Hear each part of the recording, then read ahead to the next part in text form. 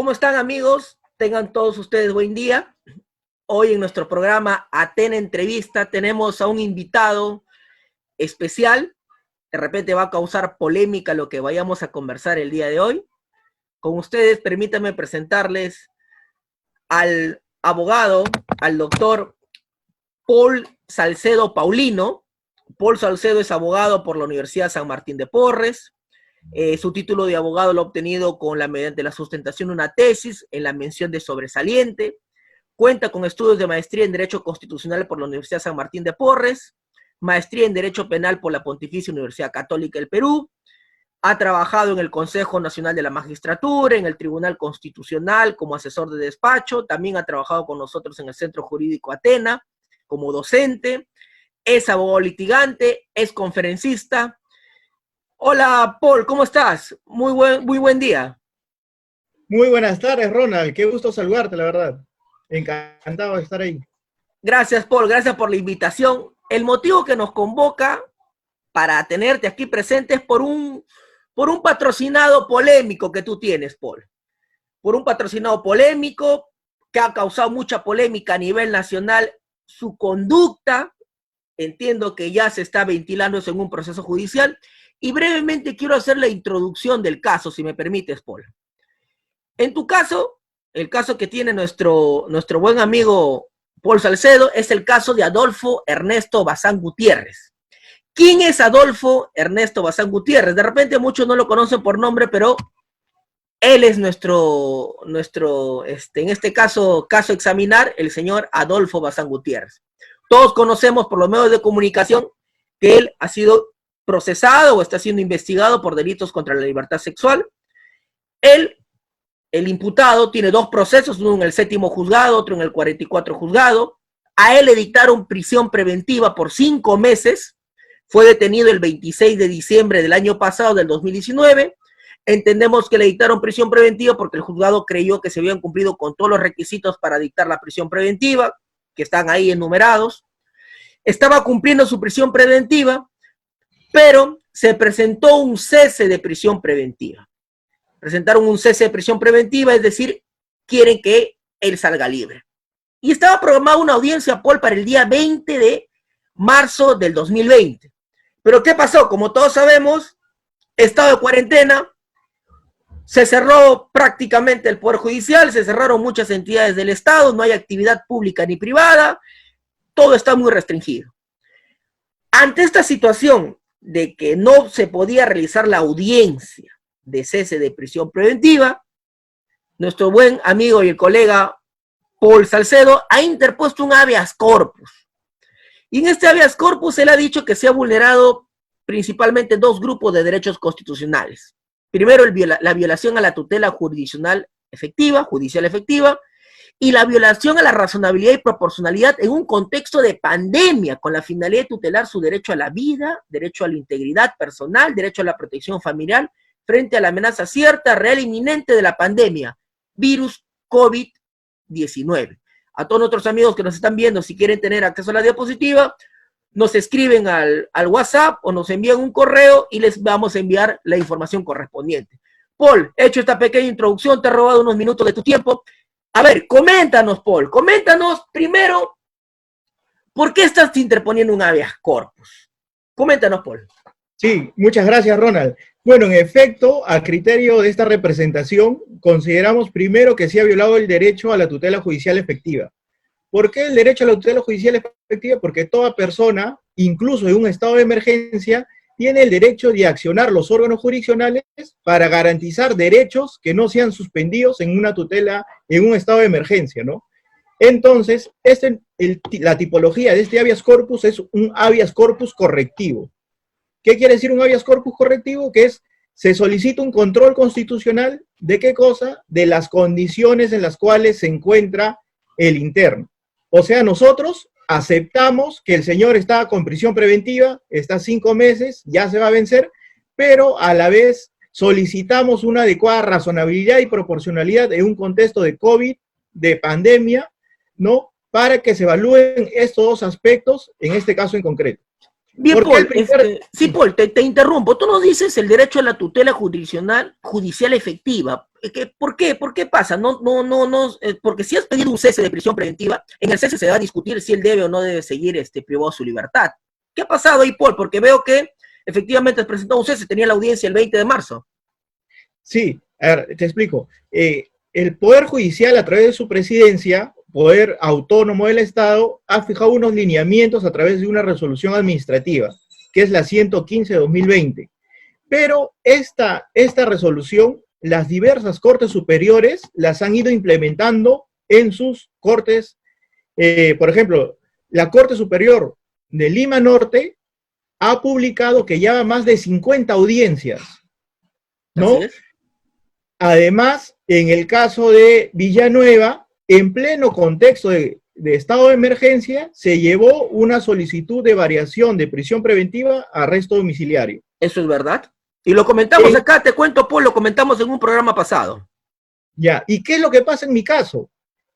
El presidente, el presidente de la Corte Superior de Justicia de Lima, al cual va, él es el demandado directamente, no es ni la jueza titular de la causa, ni tampoco es el INPE, sino es el presidente de la Corte Superior de Justicia de Lima, porque él, a través de su resolución administrativa 131, invisibiliza de forma caprichosa la otra cara de la moneda. Mira, fíjate, Ronald, ¿cómo se puede explicar qué lógica tiene que solamente se utilice una cara de la moneda? Una cara de la moneda de por sí no va a tener valor. En este caso, una cara de la moneda es la prisión preventiva y su prolongación. Pero inmediatamente, si nosotros volteamos esa moneda, encontramos el cese de prisión preventiva. Y esa es toda la moneda, es todo el paquete. Entonces, ¿bajo qué lógica perversa, bajo qué lógica punitivista, sí pueden admitir que sean graves, que sean urgentes pedidos de prisión preventiva, audiencias de prisión preventiva, audiencias de prolongación preventiva, y no sea urgente y necesario un cese de prisión preventiva si es la otra cara de la moneda?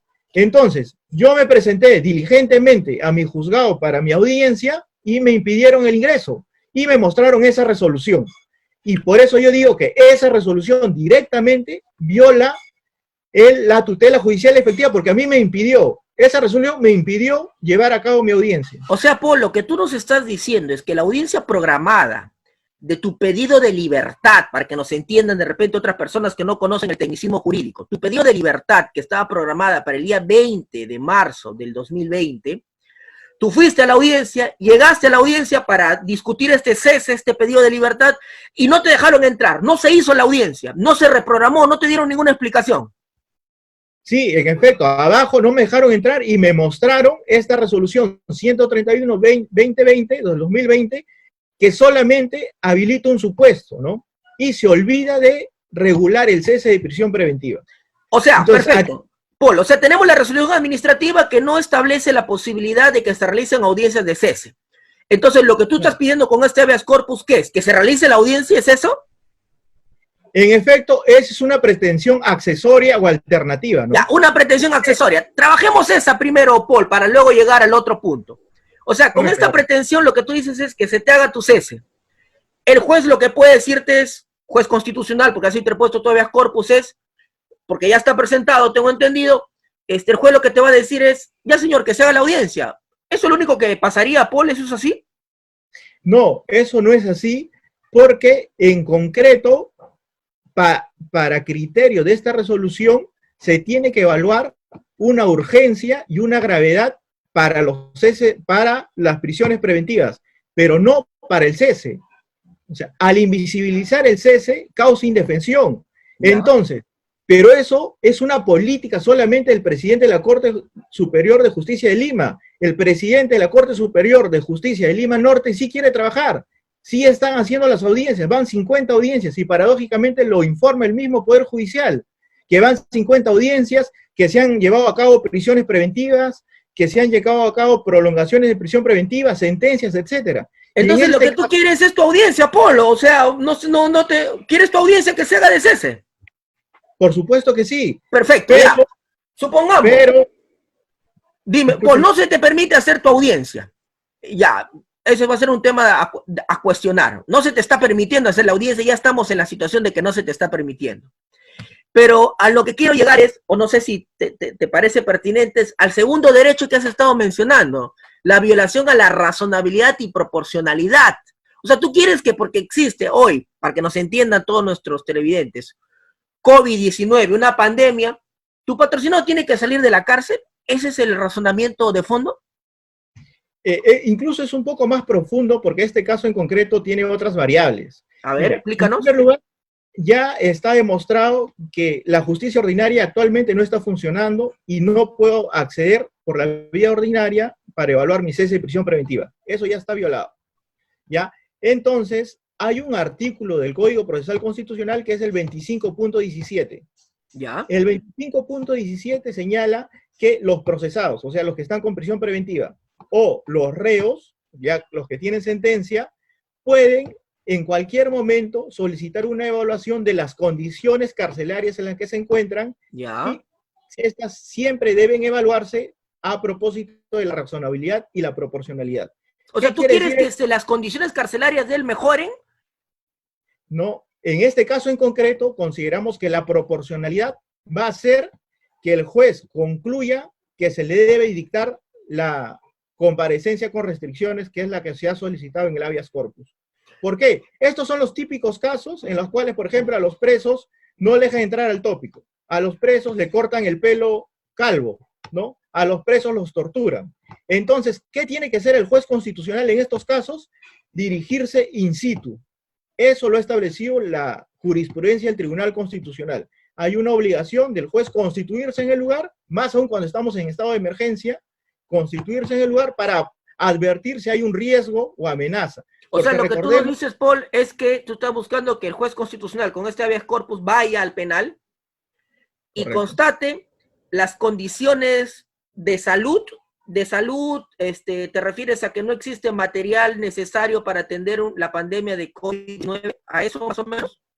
No necesariamente, porque en este caso en concreto, la lógica de haber presentado este habeas corpus, no contra el INPE, ni tampoco contra la jueza de la causa, es que yo al INPE no le estoy exigiendo nada. ¿Por qué? Porque el INPE nunca ha podido luchar contra el hacinamiento. El INPE está aprobado que nunca ha podido luchar en separar a los procesados de los condenados. Así es. Nosotros cada vez que nos vamos a visitar a nuestros procesados, todos están mezclados. O sea, el INPE tiene por lo menos unos 30 años de atraso ya en la actualidad. Eso lo sabemos todos. Eso lo sabemos todos. Entonces, ¿qué es lo que pasa? En este caso en concreto, Adolfo Bazán tiene a dos padres que se encuentran vivos y que van a más o menos aproximadamente, cada uno tiene, el papá, Adolfo Bazán Ordóñez, tiene 79 años y su mamá tiene 77 años. Entonces, ellos pertenecen a un grupo vulnerable, que es las personas de la tercera edad. Y en la actualidad se encuentran en abandono. Pero Paul, te transmito los cuestionamientos que nos pueden estar teniendo algunas personas que nos están viendo. Pueden decir, bueno, pero los señores, si el señor Bazán, veíamos por lo menos comunicación que sus padres siempre han estado viviendo ellos por su cuenta, con sus recursos, con su peculio, o en todo caso que se mantengan a buen recaudo y que estén bien cuidados ahí en su casa, en su departamento. No sé, te transmito ese cuestionamiento. Sí, claro, lo que pasa es que actualmente se encuentran en abandono. Nosotros, ¿cómo podemos explicar como abogados defensores que la madre llame constantemente llorando? Doctor, ¿cómo es posible que en el caso del señor Villanueva sí se esté llevando a cabo las audiencias, ¿no?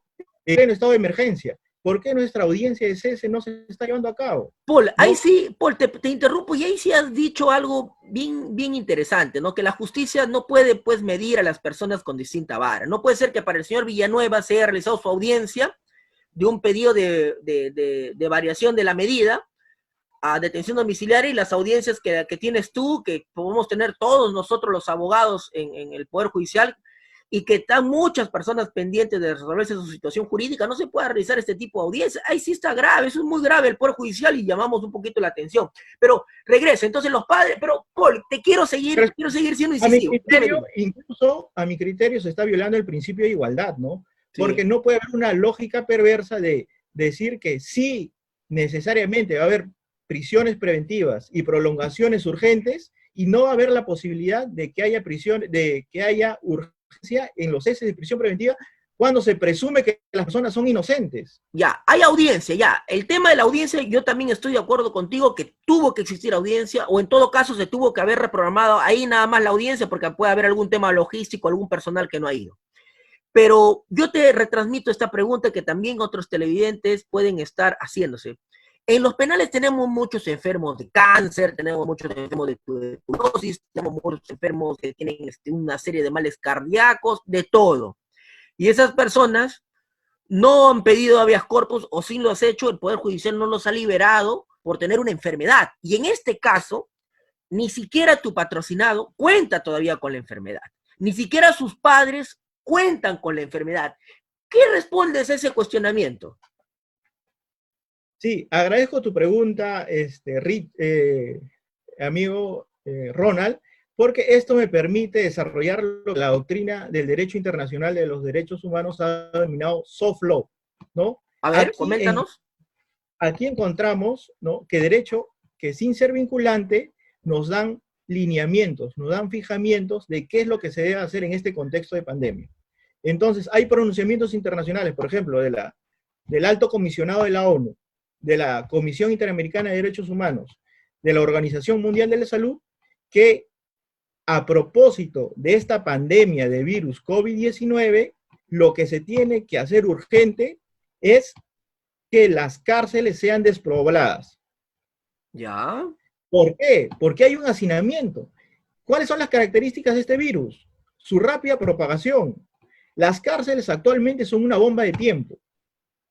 Imagínate la lógica perversa de preferir, en un caso donde supuestamente está actuando una medida cautelar que ya no tiene efectos. ¿Por qué ya no tiene efectos esta medida cautelar de prisión preventiva? Primero, porque no existe peligro de fuga. Y segundo, porque no hay obstaculización de la justicia. ¿Por qué no hay obstaculización? Porque los procesos están suspendidos. O sea, no hay forma de que se pueda entorpecer la justicia a través de obstrucción de pruebas, etcétera, porque los procesos están suspendidos. No hay forma de obstruir.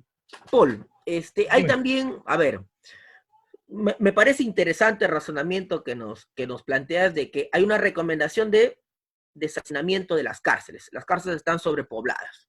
Pero por ahí podrían decir, bueno, deshacinemos, pero ¿por qué vamos a necesitar deshacinar con personas que están vinculadas a delitos graves? ¿Por qué no aquellas personas que ya próximos a cumplir, falta un mes, les falta 2 meses? O de repente aquellos delitos de bagatela que a veces están privados de su libertad, como omisión de asistencia familiar, que quién sabe, a veces ya pagó, pero no puede salir porque no hay el beneficio, todavía no le asiste, entre otro tipo de cosas, ¿no? Eso podría ser un cuestionamiento que también se puede hacer. Ahora, el otro que mencionas, ya nadie se puede fugar, ya nadie se puede escapar, entonces no hay peligro procesal, no hay peligro de fuga, porque nadie puede salir por la frontera, ni peligro de obstaculización, porque no puede haber, la administración de justicia no está poniendo en marcha. Entonces, tú nos dices con esto, que pasada la pandemia, si se va a restituir, entonces él tiene que volver a la cárcel. ¿Va a ser así el razonamiento? No, porque nosotros consideramos que primero, a través del test de proporcionalidad, ¿no?, fijar que en el caso en concreto existen más derechos en riesgo que el fin de la medida. El fin de la medida es que el procesado esté en el juicio, ¿no? Este proceso por el cual está procesado Adolfo Bazán la pena es de 3 a 6 años. O sea, imagínate. Ya. Incluso cabe la posibilidad que en el caso en concreto le den una pena suspendida. ¿No? Es una opción, ¿no? Es una opción. Y no estaría dentro de la prognosis de pena. Lo que pasa es que en este caso ha habido un linchamiento mediático, motivo por el cual en este caso hemos estado batallando porque se han violado absolutamente todos los derechos habidos y por haber contra mi patrocinado. Paul, igual, insisto, tú dices que no hay peligro ya de fuga porque no pueden salir del país, porque hay inamovilidad, pero hay días en los que los varones, como lunes, miércoles y viernes, podría decir que está yéndose al mercado, cuando en realidad no se va al mercado, no se va a hacer sus compras y en realidad se va a otro lugar y a otro lugar y a otro lugar y al final se le pierde. ¿No es un dato objetivo de cuestionamiento a tu pedido? No, por eso mismo consideramos que se debe restituir la medida por comparecencia con restricciones, de tal manera que se asegure el proceso a través de la firma mensual. Porque, ojo, a él se le tiene que presumir su inocencia hasta que no sea un juez que sentencie su culpabilidad. Uno. Y dos, en este caso en concreto, su prisión preventiva ya va a vencer, vence en mayo. Entonces, y también la otra salida que es a través de los proyectos de ley, es que el Poder Judicial actualmente no está tomando ninguna acción, o sea, hay una omisión. Y entonces, ¿qué se prefiere? Que la persona, porque tarde o temprano el COVID va a llegar a las cárceles. Lo Bueno, conocemos por otras realidades. Entonces, es muy probable. ¿qué se prefiere? Que la persona muera dentro de una cárcel a la cual se le presume su inocencia hasta que no se puede lo contrario, o que pueda salir y pueda llevar su proceso libre, porque en la actualidad este contexto de pandemia ha eliminado esos presupuestos por los cuales de alguna manera se llena de contenido una medida cautelar, porque la medida cautelar tiene que ser siempre temporal.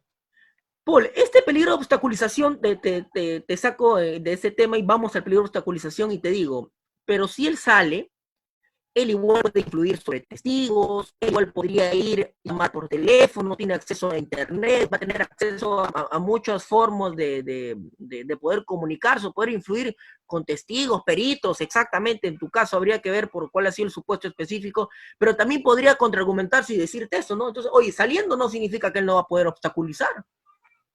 Lo que pasa es que los plazos están suspendidos, los plazos procesales están suspendidos, no hay proceso, los plazos están suspendidos.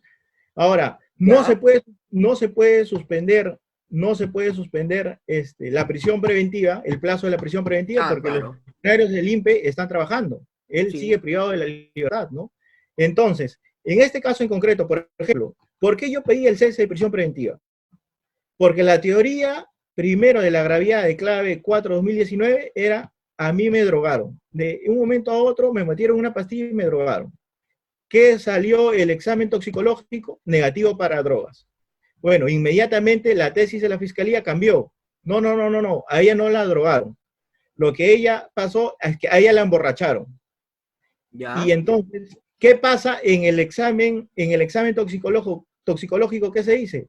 Que la fiscalía ni la policía han solicitado la prueba de dosaje etílico. Entonces, en este caso en concreto, materialmente imposible que se pueda probar la teoría de la fiscalía que ella ha estado en estado etílico. Y si ha estado en estado etílico, ¿qué grado del estado etílico? Que hay 5, según científicamente, ¿qué grado ha estado, en qué grado de alcohol ha tenido en la sangre, ¿no? Eso no se va a poder probar científicamente porque lamentablemente por negligencia de la fiscalía no se ha solicitado ni en vía policial ni en vía fiscal. Entonces, todo ese contexto en este caso hace, todo ese contexto en este caso hace que actualmente la medida contra él sea inoperante. No tiene sentido. Paul, sí, o sea, si nos estás revelando ese dato, es un dato muy curioso a tener en cuenta en el proceso, porque a veces no conocemos los detalles del proceso, porque si la fiscalía está postulando una teoría y está probando esa teoría, definitivamente se le puede venir abajo su caso, ¿no? Pero Paul, ¿no? Este habeas corpus que tú has presentado, que veo que lo has nutrido bien, has empleado doctrina del Tribunal Constitucional, comparada, has hecho un esfuerzo muy concienzudo por plantearlo de sobremanera, no es una puerta abierta para otros procesados, para otros procesos graves o más graves definitivamente que tu patrocinado. ¿No crees que estamos abriendo la puerta de la justicia y forzando mecanismos o instituciones procesales para decir de que se abran las puertas de las cárceles? Bueno, yo considero que precisamente al solicitar una ponderación en el caso en concreto es precisamente poner en la balanza todos los derechos que se afecta bajo el fin de seguir en la justicia, y que el caso en concreto va a determinar e inclinar la balanza hacia un lado o hacia otro lado. En este caso curioso, existe la peculiaridad que los dos padres están en situación de abandono y ya se ha firmado una declaración jurada en la cual los padres dicen: el papá está mal, la mamá todos los días me llama llorando y dice no sabe qué hacer porque no puede salir. Ya van a tener 80 años cada uno. El único que se dedicaba a económicamente, familiarmente, a cuidar a esos señores era Adolfo, ¿no? Ahora, a Adolfo no le han puesto 18 años, 18 meses, 36 meses, solamente le han puesto 5 meses. O sea, la fiscalía ha pedido 9 meses y ni siquiera le dieron su pedido de la fiscalía que era 9 meses, sino 5 meses. Otra cosa más, todos los procesos, Ronald, y en primicia, se están archivando. Ah, Te no. cuento, Ah, buen dato. ¿Cómo el, así? el proceso del Lurín, supuestamente que había tocamientos indebidos. Ya me han notificado de un archivo porque nunca se ha presentado la denunciante, porque la abogada ha sido notificada 3 veces y nunca ha asistido a las diligencias, etcétera. Está archivado y no se ha apelado. El proceso que tenía en Surquillo, el proceso que tenía en Surquillo supuestamente había violado a un menor de edad. Y eso había salido en todos los medios, incluso lo habían catalogado de pedófilo. Así es. ¿Qué dijo el fiscal de Surquillo? Archivado por violación sexual contra el menor porque el examen médico íntegramente Pero está... Paul, hemos visto videos, ha circulado por las redes sociales, hemos visto Escucha, una mujer que se estaba cayendo, trastabillando, hemos visto otro video en la piscina, en la terraza, donde prácticamente una chica que estaba, no sabemos qué había consumido, pero víctima de vejaciones, que no sé, ¿qué nos puede decir ante eso? lo que pasa es que yo no comparto quizás sus actuaciones, ¿no? Yo soy una persona que sí, de alguna manera, reivindica la verdadera lucha contra la mujer, ¿no? Porque de alguna manera es una lucha legítima, ¿no? La realidad peruana es que los hombres, hay personas que están matando, o sea, el feminicidio existe y es una realidad cruel. Así es. Y la Corte Interamericana ha señalado que es muy difícil cambiar los estereotipos, ¿no? En una nación, en una sociedad. Entonces, pero hay cosas que no tienen nada que ver con el enfoque de género. Por ejemplo, en la diligencia, cuando se le iba a tomar su declaración a Adolfo, la abogada de la agraviada pasó por 3 controles. Y en los 3 controles le dijeron, señora, está prohibido llevar celular.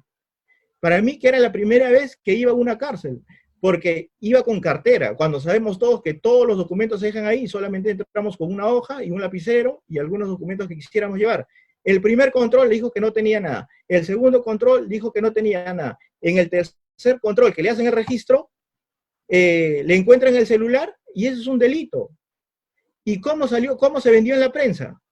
Que supuestamente nosotros estábamos callándola, estamos silenciándola, cuando ella, y esto no tiene nada que ver con el enfoque de género, cometió un delito porque ingresó un celular. Y lo más probable lo que me imagino es que habrá querido grabar, habrá Claro. querido Esa es la intimidar. abogada, pero la conducta de tu patrocinado nos está diciendo que prácticamente se están archivando todos, que la fiscalía no tiene pruebas, que no está probando su teoría el caso. O sea, tú nos avisoras una absolución, Paul. Mira, si nuestras normas, según nuestras normas que tenemos, se podría decir que hablamos de un sistema garantista. ¿Por qué? Porque incluso tenemos autotutela de nuestra Convención Americana, del Pacto Internacional de Derechos Civiles y Políticos, entonces tenemos un sistema garantista, ¿no? Pero lamentablemente la aplicación no es garantista. En el Perú todo puede pasar. En Cada concreto, día, ¿por qué crees tú, Paul, que no hay actos contra el pudor en el caso de tu patrocinado? en concreto, por ejemplo, en el caso de la cochera, la resolución ya está con cosa juzgada y resolución en segunda instancia de la sala, donde dice que pese a conocer la denuncia, nunca se apersonaron como parte civil. Si nunca se personaron como parte civil, ¿cómo van a interponer recursos? ¿Cómo van a actuar en el proceso? O sea, Eso es claro, eso es desde el día claro. uno que denunciaron, desde el día uno que denunciaron, absolutamente no tenían, tenían que constituirse en parte civil, pero nunca se constituyeron. Y lamentablemente han salido a la prensa a decir que igual, que supuestamente es una campaña, que hay una mala notificación, ahora han presentado amparo contra la cosa juzgada. Es increíble ya el grado de relativización que se hace. Otro caso, por ejemplo, en este caso, que te digo del 44 juzgado por el cual he presentado el habeas corpus, ¿Ya? en este caso, la abogada ha salido en un medio periodístico a denunciar que supuestamente el caso ya estaba ganado. O Sí, sea, claro. porque supuestamente, como yo, cada vez que ellos salen, yo no salgo, pero presento un escrito por cada vez que ellos salgan, entonces ellos han salido a denunciar que el caso ya estaba ganado y que supuestamente nosotros habíamos pagado a la jueza. Eso ha ocasionado que le cursen una carta notarial, la propia jueza le curse una carta notarial al periódico y el periódico se retracte, porque no había ninguna prueba. Y así ha sido todo, todo ha sido así. Ha dicho pedofilia, no hay ninguna prueba de pedofilia. Ha dicho que pertenece a un organismo criminal. En ninguno de los expedientes, en ninguna de las carpetas hay alguna prueba sobre organización criminal. Y así, etcétera, etcétera, etcétera. O sea, nunca ha sabido hacer un litigio estratégico en el expediente. En el expediente no hay absolutamente nada, solamente son versiones vagas. Y entonces, en este expediente del 44 solamente ha habido 2 actos de investigación solicitados. ¿Qué más se va a hacer? No sé, la fiscalía cree que va a ganar saliendo a los medios de comunicación. Bien, Paul, he escuchado atentamente lo último. Primero que tengo mis reticencias sobre la posibilidad de que con los habeas corpus que se están presentando, son muchos los que se han presentado, o algunos en todo caso, ha presentado Abanto, ha presentado a Jorge Yoshiyama, ha presentado también tengo entendido Nakazaki, a favor de su patrocinado, y así hay otros habeas corpus, y el tuyo que también ha salido en los medios de comunicación y a la luz. Creo que ahí hay muchas cosas que todavía analizar o reexaminar con mucha prudencia, pero también es atendible lo que tú nos comentas, como te lo he mencionado hace unos momentos. Va a ser una ardua lucha. Quisiera igual también escuchar tus palabras finales que tú tengas que decirnos, que comentarnos, y comprometerte también en unas próximas entregas para seguir haciendo el seguimiento de este caso tan importante y relevante que estás llevando, y poder también seguir analizando algunas otras figuras que se están ventilando en el quehacer jurídico. Cuéntanos, Paul, ¿qué últimas palabras tienes para nosotros? Bueno, antes de terminar, agradecerte por la invitación, Ronald. Ha sido quizás un debate muy enriquecedor, ¿no? Yo particularmente, por estrategia, he decidido no salir a los medios y hablar de ese tema. Es un poco delicado siempre, pero agradezco la invitación y, bueno, mis palabras finales es que se está dando un contexto sin querer de un litigio estratégico, ¿no? Que se estudia y se menciona en el derecho internacional de los derechos humanos, ¿no? Y que lo hacen mayormente las ONGs, ¿no? Por ejemplo, si tú quieres un matrimonio igualitario, ¿qué es lo que haces, no? Que 2 parejas vayan y se casen en la municipalidad tal, los denieguen, presenten su amparo, llegue al TC.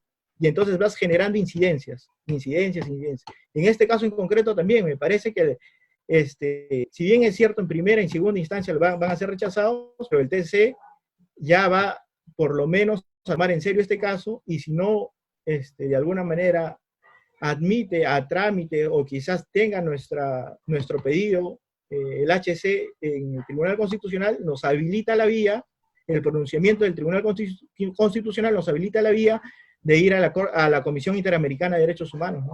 Porque frente a problemas internacionales, globales, yo creo que también la respuesta tiene que ser internacional, de una cuarta supranacional, ¿no? Bien, Paul, hemos escuchado muy atentos todo lo que nos has tenido que decir. De nuevo, agradecerte por tu participación y felicitarte por el buen desempeño laboral que siempre vienes llevando. Gracias, Paul. Muchas gracias a ti.